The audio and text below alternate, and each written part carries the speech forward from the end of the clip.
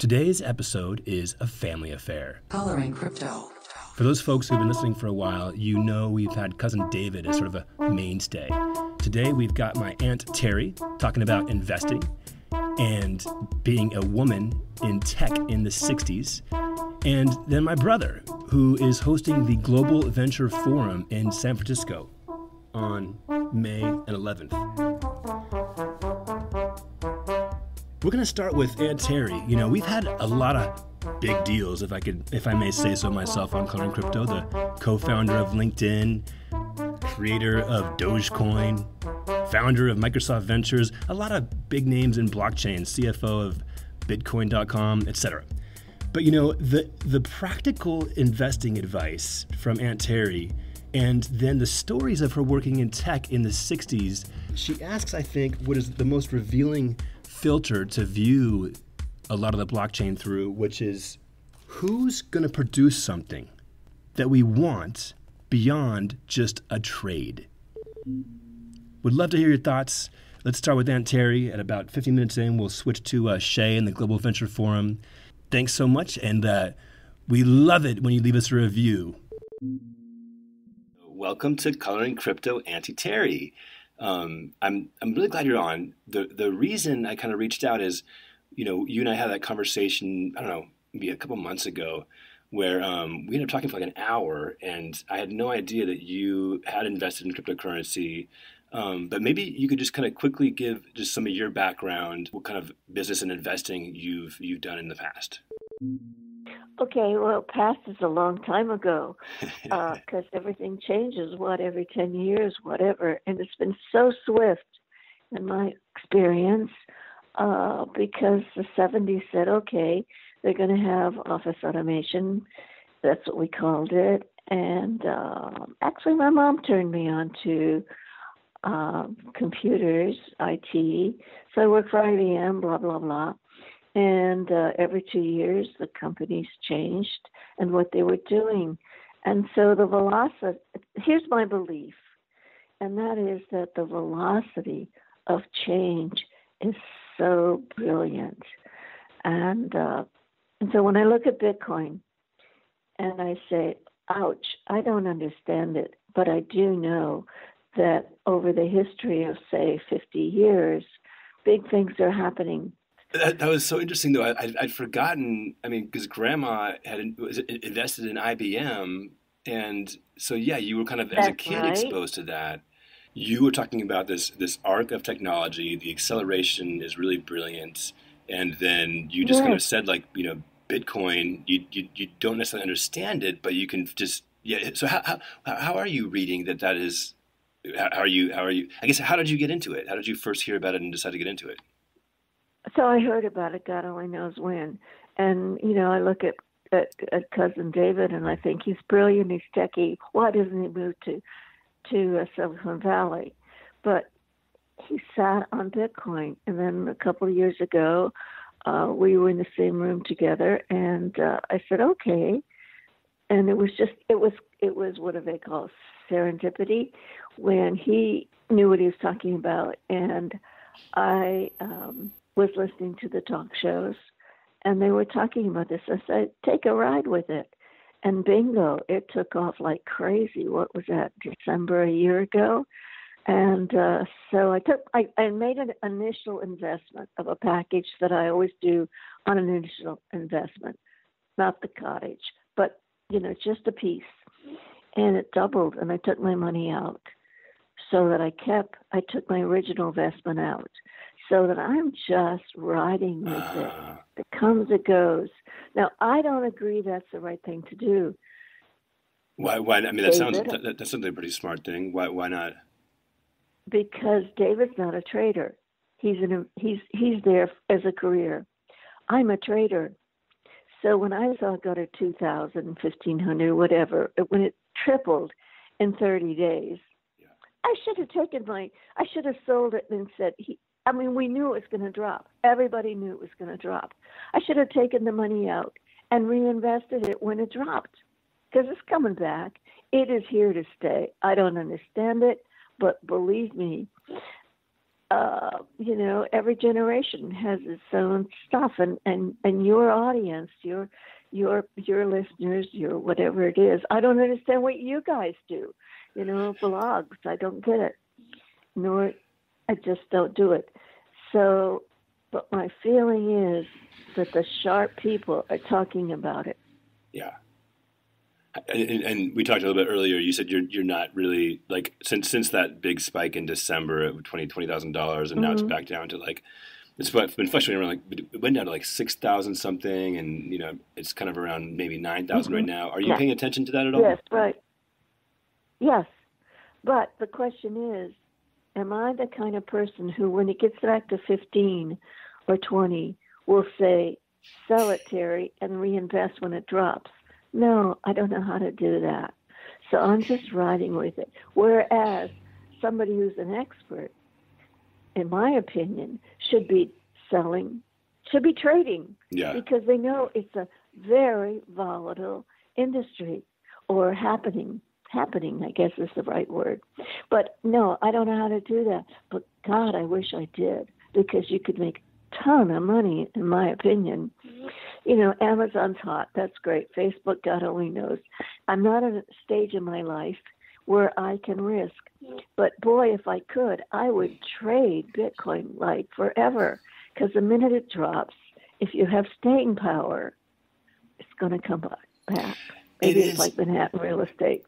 It is so volatile, but it also is so hard to read. Like I think maybe like 3 months ago, it was at $12,000. You're right. And so I put in a bunch of sell orders at like 14,000. I was like, okay, when it goes up 2,000 more, and then it just kept dropping.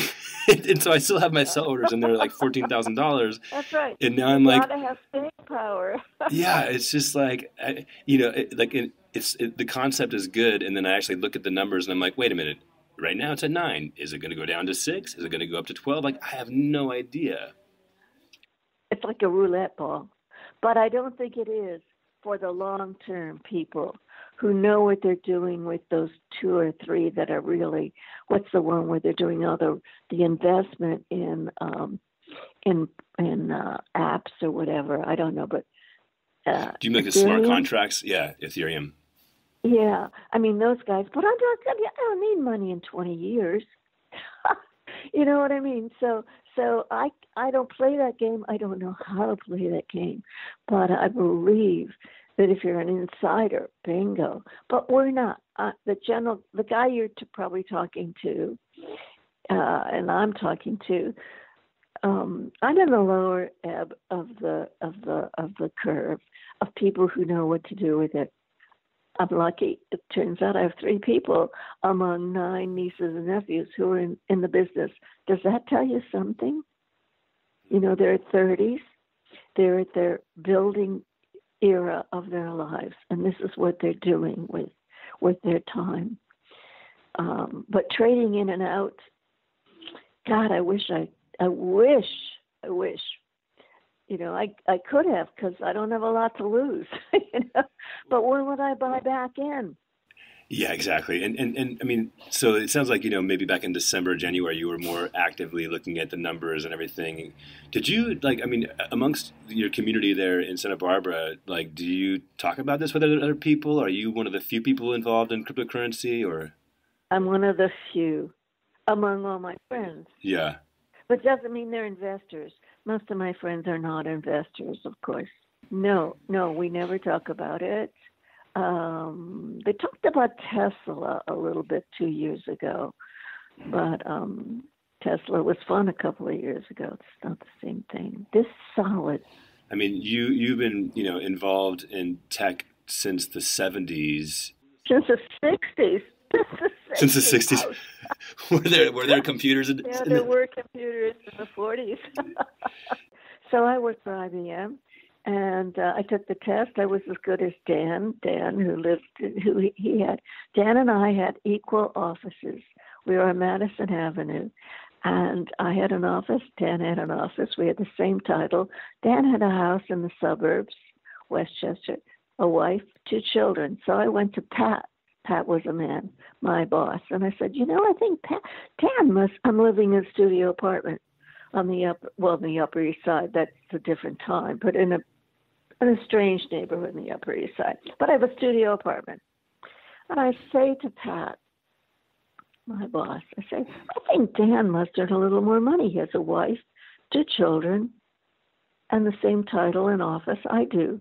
And Pat looks at me without missing a beat. He says, yeah, well, Terrie, Dan has a wife and 2 kids in a house.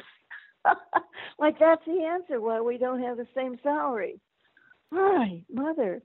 I didn't expect to. Every time anybody got laid off, the single woman got laid off. You wouldn't think of working for a woman. I remember the first time someone in my office, it was a Colgate in the 70s, and there was a woman my age who was a manager.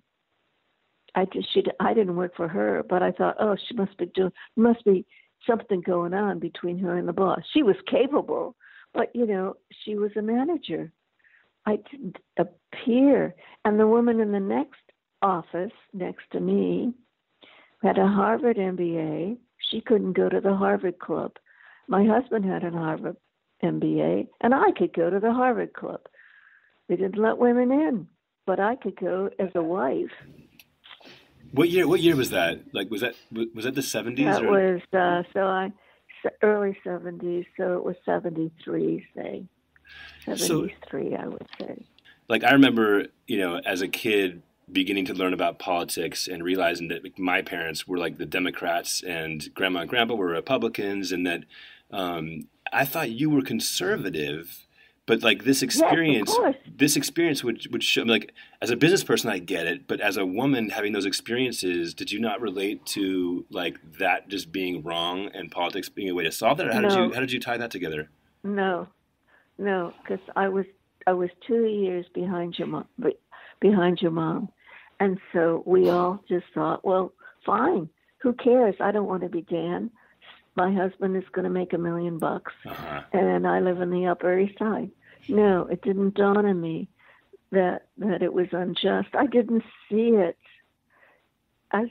Women weren't supposed to be managers of IBM. They were supposed to retire and join the country club. There's big difference those 2 years. Did you just quit the job once you got married? Oh, God, no. Had I married a man who would have done that accomplishment, whatever, marrying a man who was capable. Not that I wasn't capable, that it wasn't acceptable. What's really interesting is, as you're saying this, we all kind of sit here thinking like, wow, so much has changed. It's really, much more opportunity for women these days. But there was a big sort of news buzz like 3 months ago when there was a cryptocurrency conference, one of the oldest, biggest ones in Miami. And somebody or maybe during the conference, they counted the 100 panelists, and 99 of them were men. And this is like 6 months ago, a couple of months ago. Do you have any thoughts on like the trends in technology and gender? Well, I don't know. I just watched the head of micro devices on TV this week, and she speaks with almost a masculine tone. She's very firm, but she's very unusual, isn't she? And you look at the position of the gal at Facebook. She's very feminine, and she always is staged. She's smart as a whip, but when they want to bring out somebody to speak to the public, what is her name? Is it Sheryl Sandberg? But Sandberg. I mean, she's fabulous. She's brilliant. And luckily for the guy who heads that company, he has her, but I mean, they bring her out to do the soft sell, to trust. So I don't know. Men and women are different, and I'm grateful that I didn't have to earn to be president of IBM. If you're a guy, you sort of have, in my generation, you had to be successful. You had to be the big honcho in the room. What cryptocurrencies do you own? You have Bitcoin. Do you own? I have 3 of them, and they're all on the advice of our nephew, your cousin. And so I have Ethereum, Bitcoin, and Bitcash. And when I look at Bitcash, the guy's an egomaniac, but it may be the more practical. And again, I don't know anything about this stuff. Well, what do you say then? If you had if you had two kids, and you were smart as anything, and you were in the industry, where would you be going? I mean, I think that Coinbase, like they're clearly like the established exchange. And I think that's an industry where the first to market is going to matter, Okay, great. I agree with you. Yeah. But what does Coinbase do? Nothing. I mean, they don't do anything. It's a monopoly game, isn't it? Yeah, well, they make money when crypto's going down because they make money on the trades, right? So they're just hedged perfectly. Yeah. Right. So that's not something with two children you know how to do. So in terms of value going forward, IBM in the 50s, Facebook in the what year are we? Or the bubble in Amazon. But I mean, in this decade, who's going to produce something that we want besides a trade? I remember having dinner with you and Uncle Bill in New York right before the crash of 2001, the .com, the dot bomb, and I'd been in that measurement industry for 4 years at that point, and when Google showed up, it shot up our rankings so fast. And we went and met with them, and they were just so unique and distinct, and their culture was just, everybody was smart. Like, you could have stopped me and said, hey, which of these companies in the top 100 will be the most successful? And I would have said Google, I think, unless I'm totally just like, because they were smart. They were smart, and they were just unique, and their numbers were just incredible. But I don't know if I think it's still too early to know who that is, but by God, if we see it, that's the one to jump into. I do too. But look, it is the future, whatever this thing is. And I don't have a hand on what it is, but I don't really care. I do care. I wish I did. But what is it? What is this product? Like what's going to be the Amazon? What is it to do for us? Besides, no, I'm not asking about the company. My question is, so I see it's the future.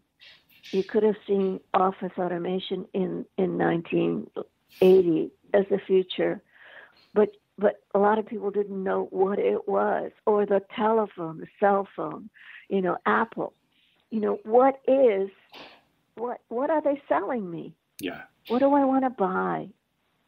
What can I use? What's the question? This is no. I don't have an answer for you, and I think this is a perfect. Well, wait a minute. If we don't have an answer, then it's not a future. But it is a future. A lot of brilliant people know it's the future, and I believe it's the software. It's the new way to bank or whatever. Let's. I have an inkling. Go ahead. What's your inkling? Yeah. What's your inkling? My inkling is that we're in this crossover where Facebook and yesterday somebody charged $99 to my Apple account for some football game. It's the first time it's happened to me, but I don't watch all my accounts that carefully. Apple sent me an email, and I had a phone number, so I called, and they said, they walked me through it. But a little old lady sitting here who doesn't look at her email and has time to call Apple and have the company be smart enough to handhold me through figuring out it's a jerk. But it doesn't solve the problem. Some jerk has my account. So security is the answer. That's what I'm looking for. See, so we're looking for a product. What is Bitcoin selling me? This business. What are they selling? Terrie, I think that's our perfect closing. Because and I love it. Let's you given me some good. No, this has been bouncing around in my head. This has been bouncing around in my head. Yeah, well, Yeah. let's do it again in a month, and I'll have Perfect. some thoughts for you. Get some questions in line, and then I'll answer your questions. But I do know it's the future. I don't have a clue why. I've lived through how many decades of futures, and they've all worked. So I love it. Over my head. Hey, yeah, thank you so much. This has been awesome. Yeah. All love right. to you, Mom and Dad. Okay, love you. Ciao. Coloring Crypto. What a great question. You know, who would you work for right now if you could work for anybody in the blockchain? Who do you think is coming up with the best real solutions that are solving real problems? I'd love to hear from you at Gabe Colors, GabeColors on Twitter. And thanks again, Auntie Terrie. I think that was really revealing of the kinds of things to think about. And I'm going to come up with some great questions. So get ready for next time. All right, next up is my brother Shay. He is producing the Global Venture Forum in San Francisco, May 11th and 12th. And they're specializing this year, it's on the maybe 7th or 8th year, in AI and the blockchain. So he's going to tell us about that. And he spent the last 10 years in Europe working with startups and venture capital. And he's got a lot of interesting things to say about what's happening today with some progressive maneuvers by the government in Europe to stimulate the economy by being more sort of pro-blockchain perhaps than the U.S., but also what's been in the news with this privacy law. So again, let me know your take at Gabe Colors on Twitter. And here's Shay. Coloring Crypto. Okay. All right. So this is Shay, and I'm based in Holland. Grew up in Seattle and very much of an East Coast guy, but left the U.S. like 10 years ago and have been doing a lot of emerging tech, mainly from Europe, landing in the U.S. market, and really get passionate about meeting with people that are doing new things. And this year it seems to be very much around blockchain, AI, and connected industry, at least as far as our business goes. And you've been doing the Global Venture Forum for how long? We started it back in 2013, actually. So 5 years. This is our 6th year doing it. So tell me. I mean, like, I remember being at one of the conferences maybe last year or the year before, and people were talking about blockchain. But this is the first year you're actually sort of highlighting it. Like, what's changed in terms of the environment out there? Well, I think we had our first couple of companies. We had Peter Smith and a guy named Anthem from Anthem Vault back in 2014. And at that time, I think that the mindset that they had was very international, but I didn't pick up on it. This year, I think what's happened, I mean, especially the last 6 to 9 months, just the number of ICOs and the capital that's going into this is really creating a ton of fuel. I think that's catching a lot of attention, but then also the marketing cachet of these companies, especially with the effort that companies need to put into the pre-ICO, is creating some really amazing talent in terms of storytelling.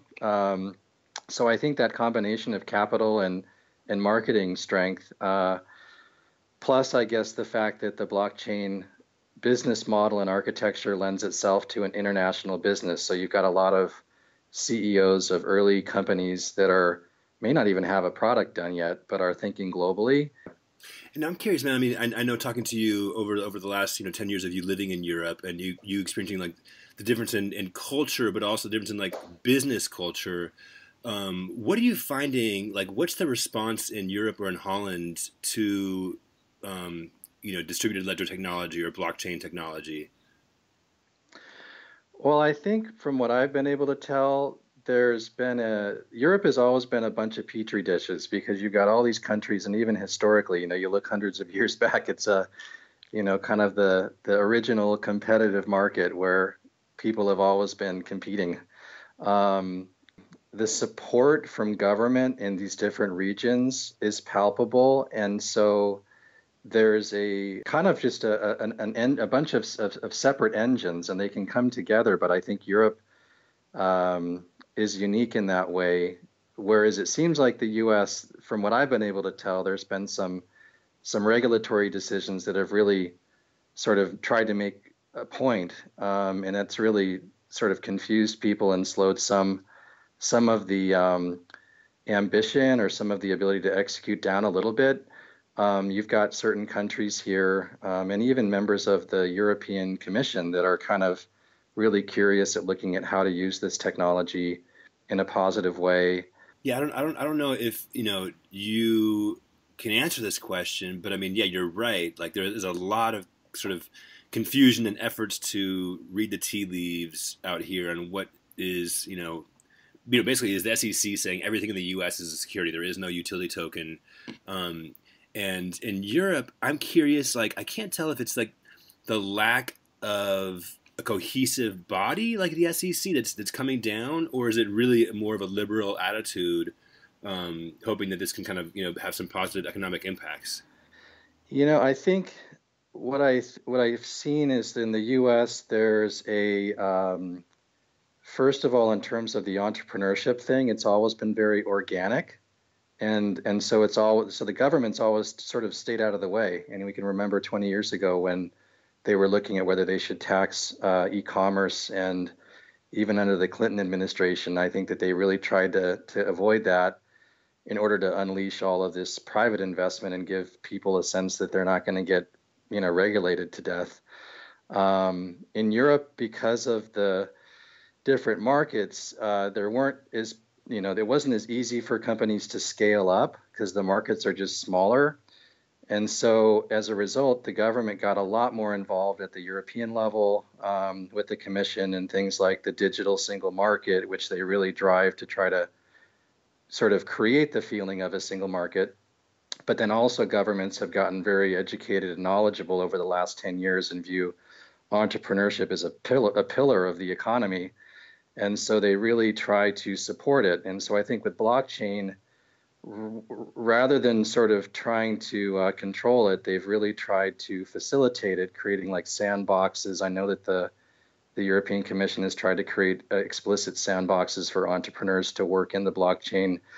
And so I think it hasn't been so much of a hands-off or thing. It's been more just going with the flow. And blockchain is unique because it's sort of a bit more of a global architecture from the beginning, but I think it's just a natural segue. Let's come back to this if we have time, but tell us just what is the Global Venture Forum? When is it? Where is it? And who should attend? Yeah, so the Global Venture Forum is a gathering annually for great companies that are founded outside the U.S. but are very competitive in the U.S. market or can be, and connecting them to industry, U.S. industry, as well as international industry and investors that are open to sourcing from stuff coming from outside Silicon Valley. The time and date, it's going to be 2/3 of a day on the 11th of May, so in 2 weeks from now, on Friday at Reactor, Microsoft downtown San Francisco. And we've got speakers there ranging from Managing Director Raymond Liao, Managing Director with Samsung Ventures, Deborah Majid with IBM Ventures, Mo Gaber, who's the head of travel vertical strategy with Adobe, the head of products for ServiceNow, and a bunch of other great companies as well as investors. And then from the startup point of view, we've got blockchain, so Netis out of Slovenia, Villain Group out of Poland, and then also on the blockchain side, we have Blockshine coming out of Shanghai. The CEO Sam is going to be flying over. It's a 200 million euro fund with 50 blockchain investments, and so that's kind of really what I mean when I am conveying the international nature of these founders. All these guys are thinking globally, and they're getting on planes and going cross continents, and that's really new. Like, that's not normal.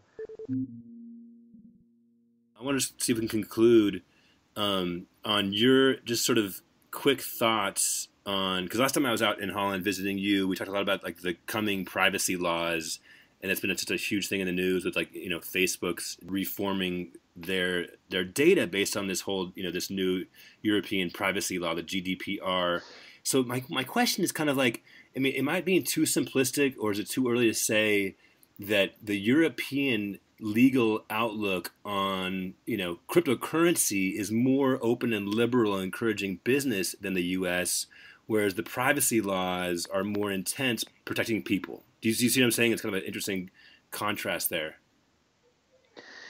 Yeah, I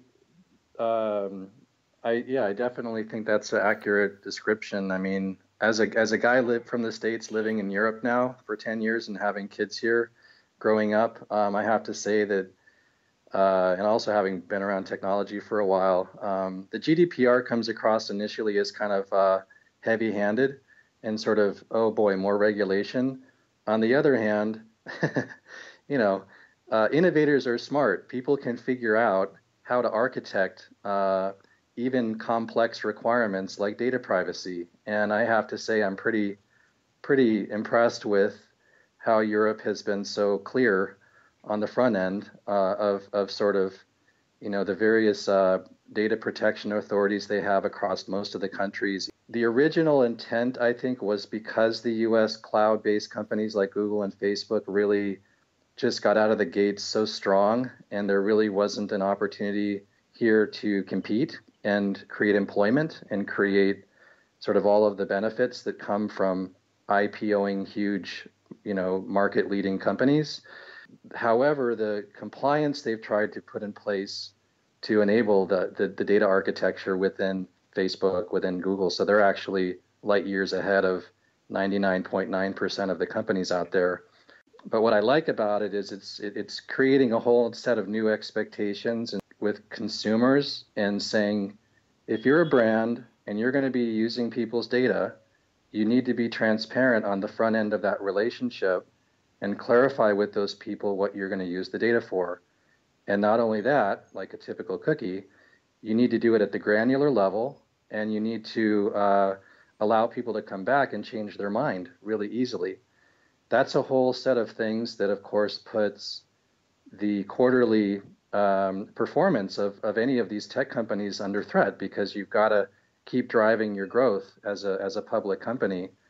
And if you have anyone opting out of you know, how it is when people ask you if you have or if they have your permission to use your data, often normal people will say no, because it's sort of just a natural response. So that's sort of the tricky thing, is that people want to have, or the companies are expected to ask for the consent, but when you get into the, you know, the moment of truth, when they do that on the front end of the relationship, or tapping them on the shoulder and saying, hey, can we keep using your data? There's this real big fear that a lot of people will say no. And if they say no, well, then all of the metrics from advertising business models, which are going to basically blow up from this law. I think there's a kind of coming together happening in Europe, and I think that the GDPR will be one of those precedent-setting things that will probably be taken pretty seriously.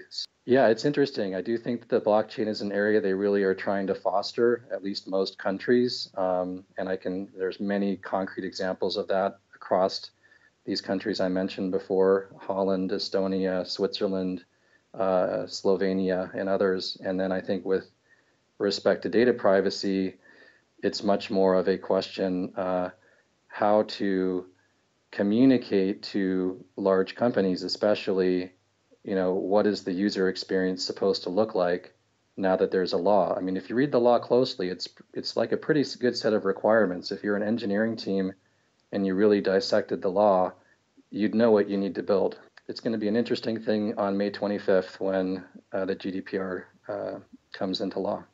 Well, I invite anybody listening out there right now, you know, because it seems to me, you know, 10, 20 years ago, it was obvious. I mean, it seems obvious now that America is the leader in tech. in all, every form. But in these two regards, it seems, any reader or listener who wants to counter this, it just seems like Europe is being a lot smarter about protecting personal privacy and encouraging, growth and innovation in the blockchain.